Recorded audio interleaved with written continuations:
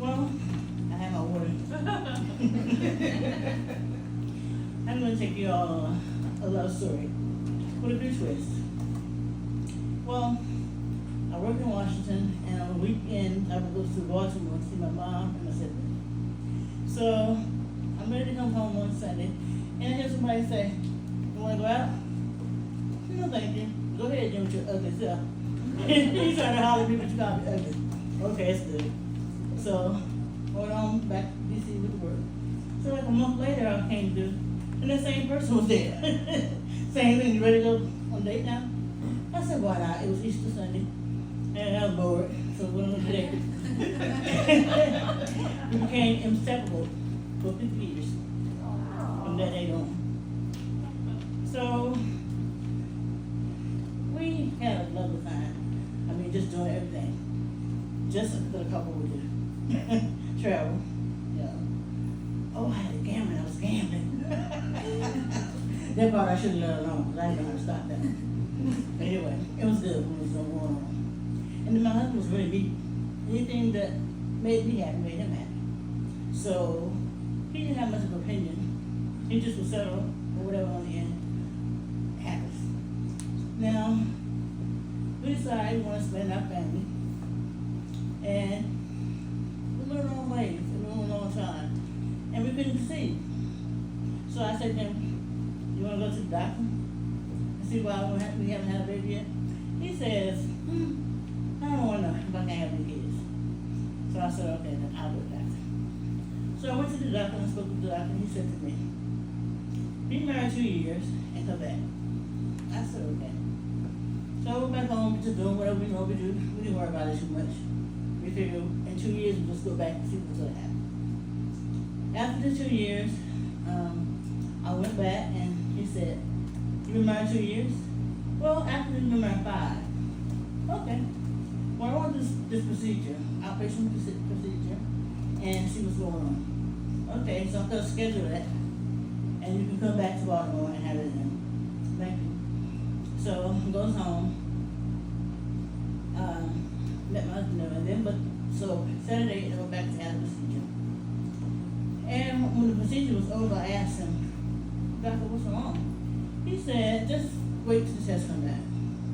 So I asked my mom, I said, Mom, what did he say to you?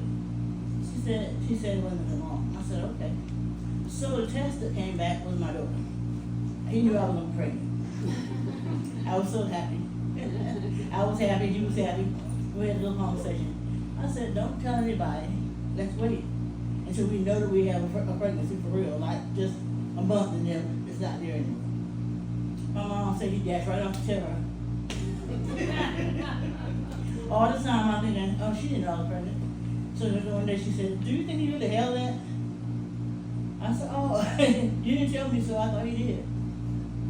Okay, so we're just happy with our baby. Now we can do a lot of other things because we got a baby coming.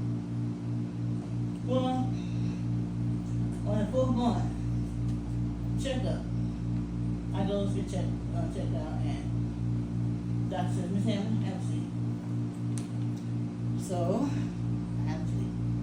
He said, I think you need to terminate your pregnancy. He said, I found some tumors, and I don't think it'd be wise if you carry the baby and the tumors. I think we need to get those removed right away. Okay. Not much I can say about that, except we worked really hard. Now I'm going to tell him that we're really not going to have a baby. Got home and told him that they had given me a number to call to the appointment not to have a baby. He didn't have much to say. Like I say, he was going to me to make a decision, basically. Hoping that I'll make the right decision. So I said, okay, well, let's go to the doctor and see if maybe he's going to tell us something different. Go to Paul's church. It was a dark, back alley place. Other Muslims said, oh no, I'm not going in there.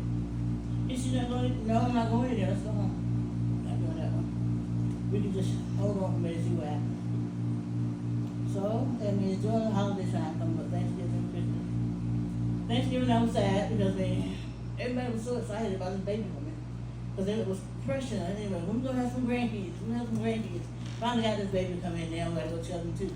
We're not gonna have a baby. So, why don't you say something? What are you thinking? What do you want to do? I mean, I'm really sad. What about you? I wish things could just be said. I said, yeah. Okay, so then, Christmas is coming up. Now I'm really sad. Because I mean, I was looking forward to Christmas next year with my baby. So I prayed about it and I said, God, I want to have my baby. It was like a weight lifted on me. I decided that I was not going to have an abortion. I said to my husband, if I die, I'm going to die with my baby. He was excited, but he was quiet, as always. He said nothing. I mean, but it was a time when I came to Alexandria, where there was only 2 places for people of color to live, and that was Shirley Duke for the project. So I moved to Shirley Duke, and I got my first apartment, $170 a month. I was so excited. And then one day I said, oh, I shouldn't be have to tell, nobody should have to tell me where I can live. I should be living anywhere I want. So now I'm stepping it up. I'm going to Christmas City, National Airport. Oh, I got another nice place. Now it's $190 a month. I can pay it all by myself. I'm loving it. Okay, so now, Christmas here. I want to tell you a little about the delivery room. I'm pushing, so the nurse says, football player. And the nurse said, a girl football player? Wait a minute. What do I have? She had her shoulder was so broad, they thought that she was a boy. I mean, so not only do I have a beautiful daughter, she's the sweetest thing she could be.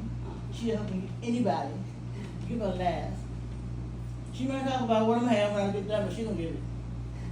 She'll let you have it. So not only do I have a beautiful daughter, but I also have a beautiful grandson. And in this I will not do these 18 years or something. Thank you all.